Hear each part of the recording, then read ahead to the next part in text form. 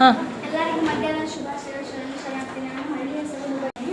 ಹಳ್ಳಿ ವ್ಯಕ್ತಿಗಳ ತುಂಬ ಕೃಷಿ ಬೆಳವಣಿಗೆ ಮಾಡುವ ಭಾರತದ ಬೆನ್ನೆಲುಬು ರೈತ ಎಂದು ಕರೆಯುತ್ತಾರೆ.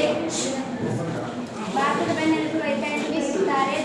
ಗ್ರಾಮಗಳ ಉದ್ಧಾರವೇ ದೇಶ ಉದ್ಧಾರ ಎಂದು ಮಹಾತ್ಮ ಗಾಂಧೀಜಿಯವರು ಹೇಳಿದ್ದಾರೆ. ಅನುಕೂಲಗಳೇನೆಂದರೆ ರೈತರ ಇಲ್ಲಿ ನೈಸರ್ಗಿಕವಾದ ಗಾಳಿ ಸಂಪತ್ತು ಎಲ್ಲ ಇರುತ್ತದೆ.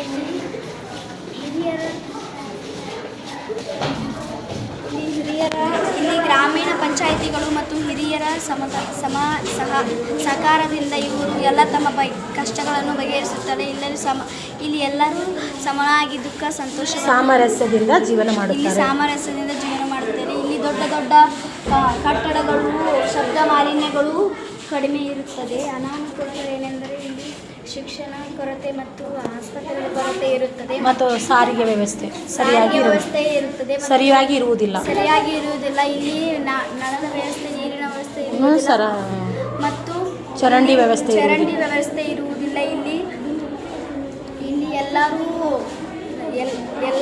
ತಮ್ಮ ಉದ್ಯೋಗಕ್ಕಾಗಿ ಜೀವನವನ್ನು ನಡೆಸುತ್ತಿರ್ತಾರೆ.